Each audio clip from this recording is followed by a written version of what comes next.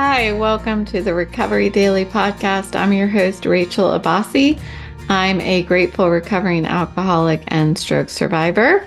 Welcome to newcomers. We've been getting a lot of newcomers lately, so I'm really excited about that. Today, I wanted to talk about two-stepping, and I didn't know what this meant. I'm sure I've heard it before, two-stepping, but I really wanted to understand fully what it was saying, like which two steps. I think that's what I was trying to figure out, like which two steps are they talking about?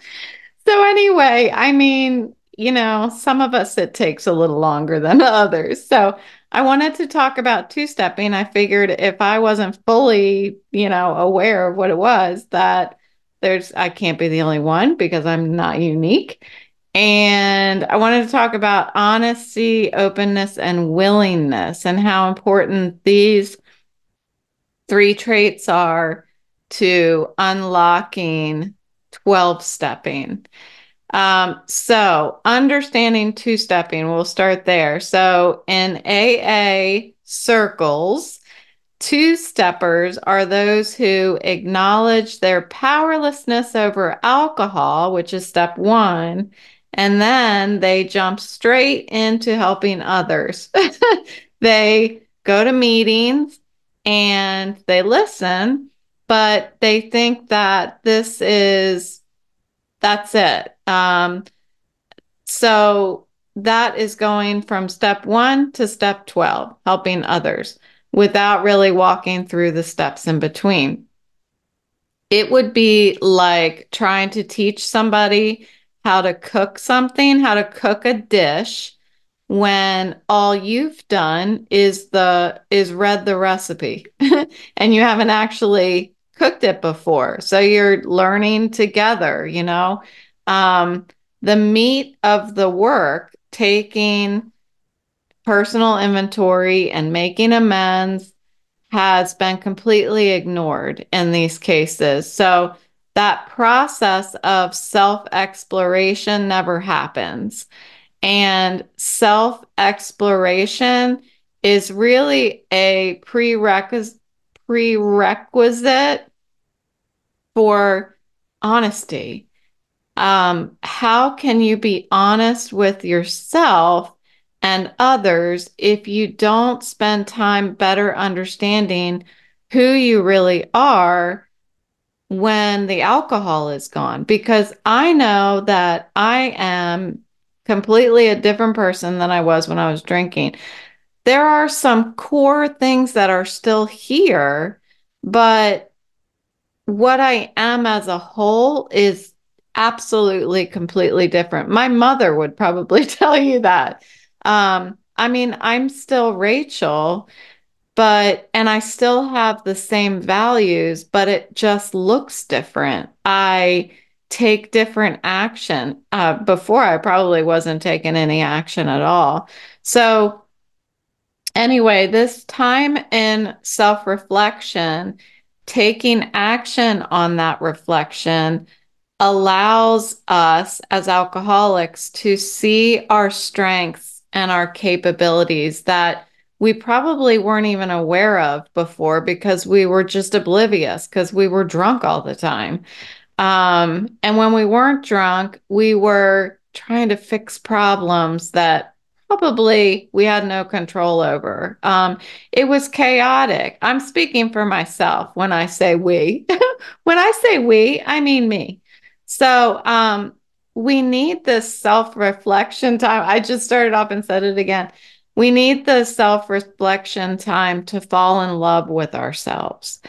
And I have talked about this a couple times. I do believe that we need to fall in love with ourselves. And again, months ago, I was in the middle of recording a podcast and I was like, kind of set aback by this thought about how much I love myself.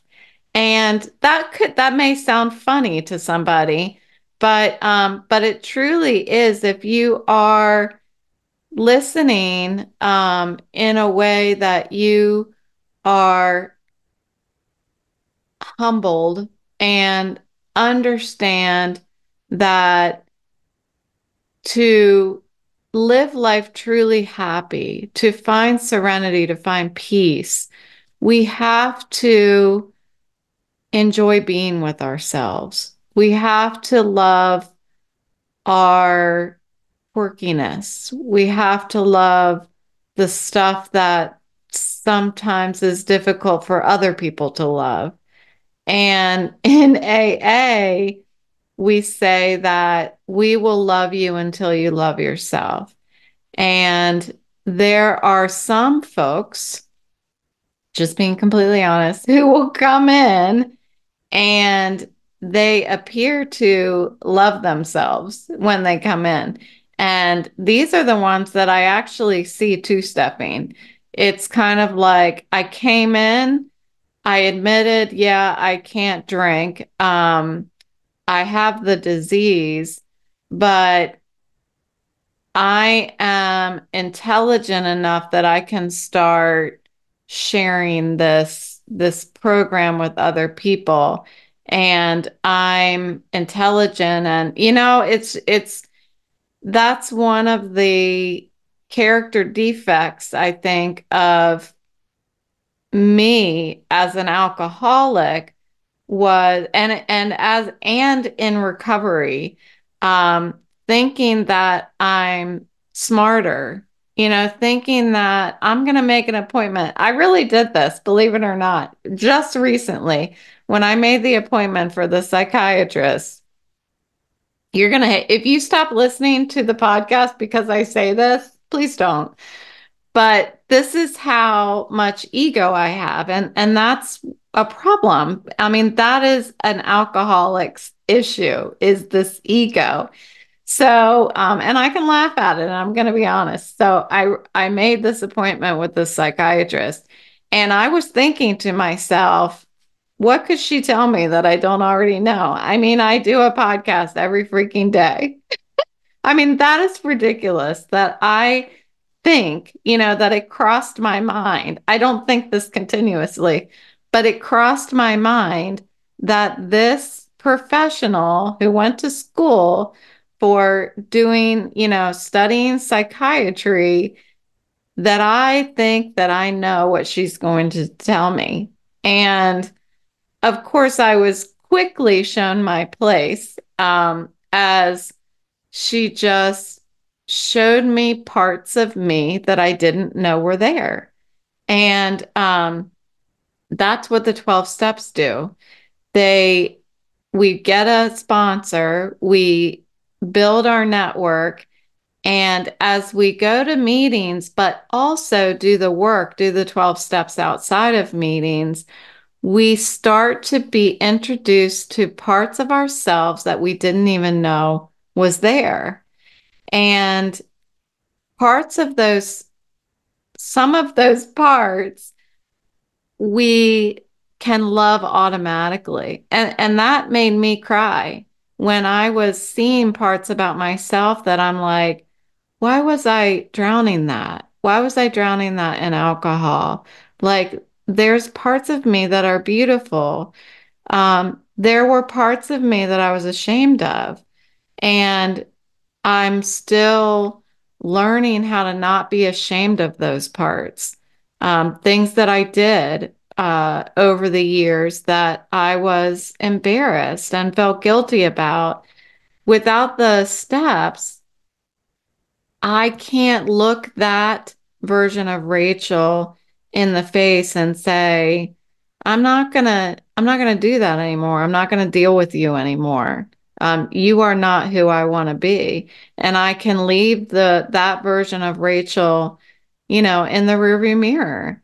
So we use these steps, the 12 steps, to figure out what is blocking us from loving ourselves. When we find those things, figuring out how to move forward without those traits, how to gain the tools to challenge those character defects that we don't like, that aren't serving us and aren't adding value to our lives or to the world around us. And how dare we, as two-steppers, try to help somebody else without having the tools, without absorbing the tools of the 12 steps in order to share them with those people. If we are two-stepping and trying to admit powerlessness and then head out and help other people, we're risking their lives, their sobriety, because we have so much ego that we think we can go straight from 1 to 12 and not do the work in between. So that is what I gained today from doing a little research about two-stepping. So, skipping the steps, this is the challenge of skipping the steps.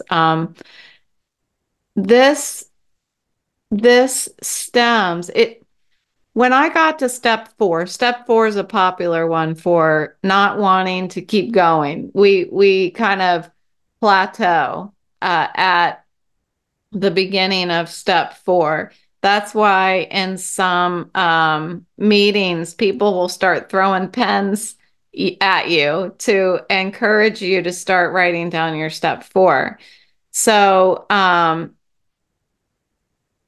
there, it's scary. It's scary to do some of these things. It's scary to sit down and look at the stuff that you've been pouring alcohol over for years and years and years. And that's why, we have this network around us that's like throwing pens at us.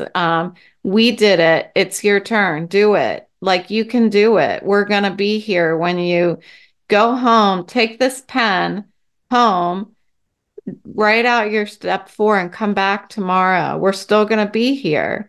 So some of these aspects of the steps elicit fear and can cause some people to be defensive. As soon as we start asking questions, somebody's like, I don't want to go there. And when you don't want to go there, that means you're not ready. And the risk of that is that you're going to drink again until you are beaten up enough that you're ready to do whatever it takes.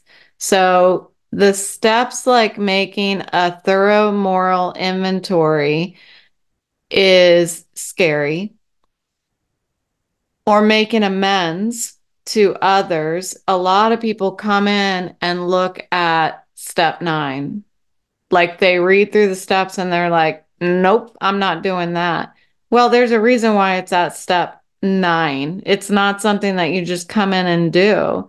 The program gives you the tools to prepare you. It's like, you don't go to the DMV and they just give you a driver's license. You don't go to the DMV and you just take a driving test. You get a learner's first. And there's a certain amount of time you got to learn with somebody else. With somebody else. It's the same thing with your sponsor. You work to prepare yourself to get to that big stuff and it's not easy, but it's simple. And it's laid out in a simple way so that somebody else can help walk you through it and get you to that point where you've got to do something hard, but now you've got the foundation that if you walk forward and it's scary enough and you fall back, there's a lot of people and stuff that's going to catch you. If you fall, we'll pick you back up and you can keep moving forward. But it is where a lot of people procrastinate at these two steps, step 4 and step 8 and 9. So it's like going from step 1 to step 12 is like deciding that you're going to run a marathon, but you are only going to run the first mile and the last mile. And the reason why that just made me laugh, it just hit me that my husband and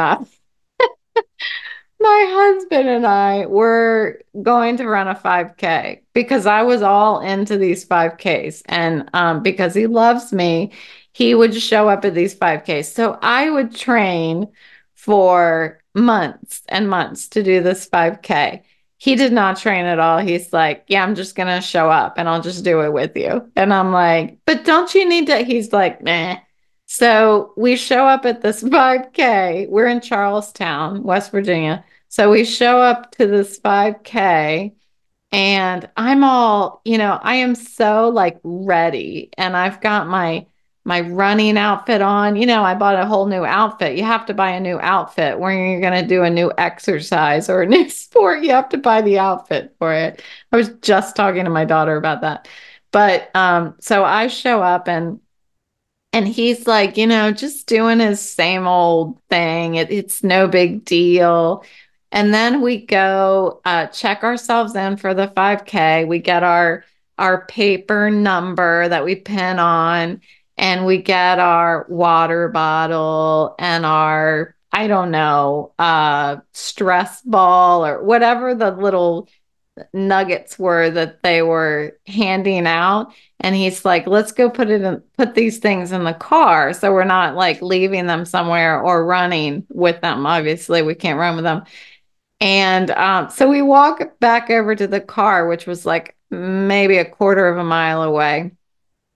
And we get to the trunk. He opens the trunk and he's like, all right, let's go. And I was like, what? He said, we got our booty. Now we can just go. And I was like, I am not. He's like, isn't that what we're here for? And I was like, no, I'm running a 5K. So we run the 5K. Um, Correction. I walk the 5K, and he's like, he's being really loving, and he's like, whenever you need to walk, would just walk. So we walked a lot. I was not even close to being prepared for this, but I did my best. Anyway, we're on the finish line, and he, to this day, jokes that there was a lady with an old lady with a walker who was going to finish before us. And so he was like, I'm running without you. I'm not letting the lady with the walker finish before us. Well, number one, that's not true. It was a lady with a stroller, not a walker. And yes, I think she may have finished before us, but she was like sporty mom, like running with her stroller. Anyway, there's a picture. I still have it. There's a picture of us running this last stretch of the 5K. And it's like that. It was the distance from our car. So it was like that quarter of a mile. And he's running like it is nothing. He's running like he weighs like 2.5 pounds, and he's just gliding through the air, and I am in the back. I'm probably like 5 feet behind him, and my face looks like I am about to pass out. And I'm just like, you can tell by my physique, or not physique, but the way I'm carrying myself, the way I'm trying to run, that it looks like my feet weigh 300 pounds each. It's terrible. Anyway, it's a memory that we bring up all the time. This must have happened. I was still drinking, I think, back then. I'm pretty sure I was still drinking back then. And so that must have been 15 years ago or something wild like that. It's been a it's been a long time. Anyway, so sorry, I totally went on a tangent, but that's what that reminded me of is two-stepping is like running a marathon, but you only you show up, sign in, and take the booty home. That's what it is. Anyway, okay. Back to the topic. So you miss two-stepping, you miss the heart-pounding, soul-searching middle that honestly gives you the rush, that makes the sport, the run worth participating in. And two-step, you really cannot find that true happiness without doing the rest of the steps. Um, so there are, of course, always situations where there is an undiagnosed condition that is causing someone to really struggle with completing the 12 steps. Sometimes there may be a PTSD issue involved, and this is when we need to include professional help, therapists and doctors, in order to support us so that we have more pillars to our recovery.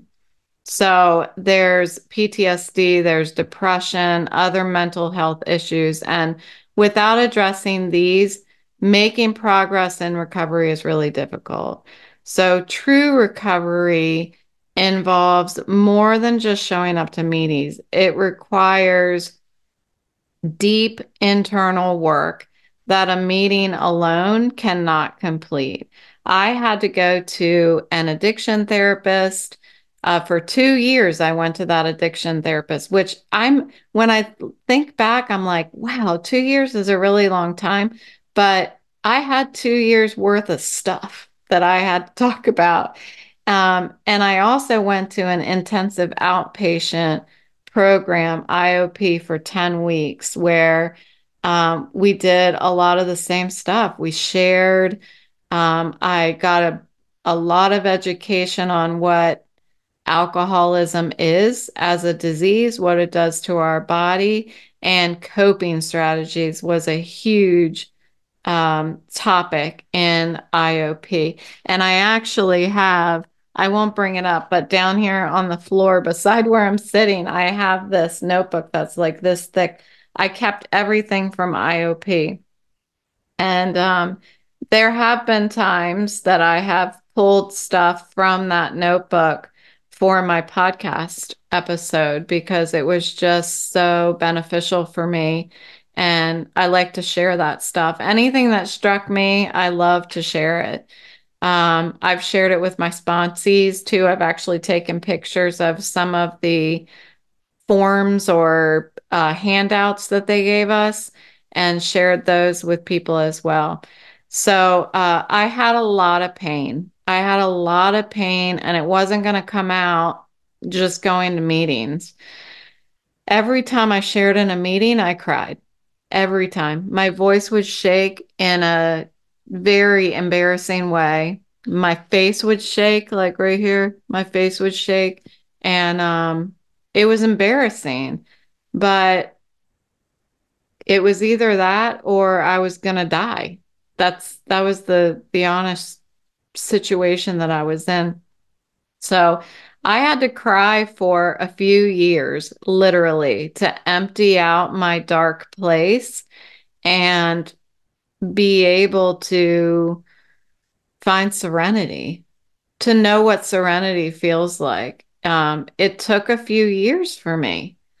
And so this is where I wanted to talk about honesty, openness, and willingness, because I think that these three things, honesty, openness, and willingness, are the keys, like together are the key to unlocking 12 stepping. Um, so think of, I have a good analogy. We'll see after it comes out if it's good or not. We'll see. But think of it as the instructions for opening a pickle jar. Okay. Are you ready for this? Honesty, openness, and willingness. So I heard this morning in my morning meeting. Happiness is dependent upon the quality of your thoughts. I'll pause for a second. Happiness is dependent upon the quality of your thoughts. I like to pause because I don't know, maybe it's just me, but my brain moves a little slower. I like to swish things around in my mouth and think about it for a while before I move on. So honesty, sorry, whoops. Happiness is dependent upon the quality of your thoughts. Okay, so when I heard that, I thought, yeah. And honesty is what improves the quality of your thoughts. So honesty improves the quality of your thoughts, and that leads to happiness. So then I kept going in my brain. Willingness is the courage to face those thoughts. And openness is letting those thoughts out of here and putting them out into the universe. So let me say that again. Happiness is dependent upon the quality of your thoughts. Honesty improves the quality of your thoughts. Willingness is the courage to face those thoughts. And openness is letting those thoughts out of here and into the universe. So back to the pickle jar. Honesty is admitting that you can't open it alone. Openness is asking for help. And willingness is actually using the advice that was given in order to pop the jar open. Happiness, of course, is eating the pickle.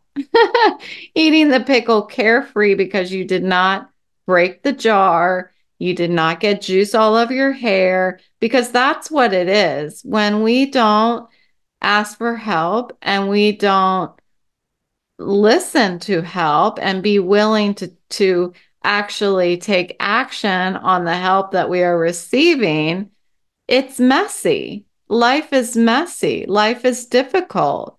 I break things. I get pickle juice all over my hair. Um, so I have to remain teachable. Um, I have to always look at myself as a student. I am a sponsor, but that does not mean that I've graduated. It's it's not like going to college and you graduate and then you become a professor and you teach.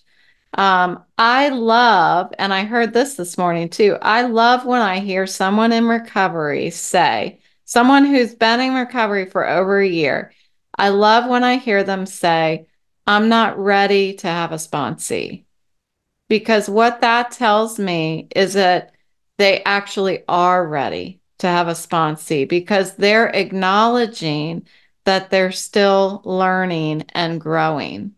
It's a sign that they are remaining teachable and being open to continuous learning and helping others along the way as they do. Have you seen others two-stepping in your journey? That's what I'm wondering. That's what I wanted to think. It's thinking about this today. I did. Now it's not to point fingers and to be like, they suck and I'm doing 12 steps. That's not why I'm asking. But sometimes when we're in recovery, this is just true, we see what not to do in others. We talk a lot about going into a sobriety program and looking around and being like they want what they have what I want. I want what they have. They're sorry. They're all smiling and laughing and I'm miserable because I'm drinking. I want what they have. Well, there are times that you are in a sobriety um, situation and you observe somebody else in recovery doing something that says, I don't want what they have. I don't want to do what they're doing. And I have seen that. Um, so think about it. Be aware of it. When you see somebody who may be two-stepping, or you see somebody who is maybe not practicing the principles or practicing the steps in all of their affairs, that is not a time to judge that person. That's not a time to um, decide that they're a bad person. Principles before personalities, that comes to mind. But what comes to mind for me is it's a lesson for me to work stronger at this or that.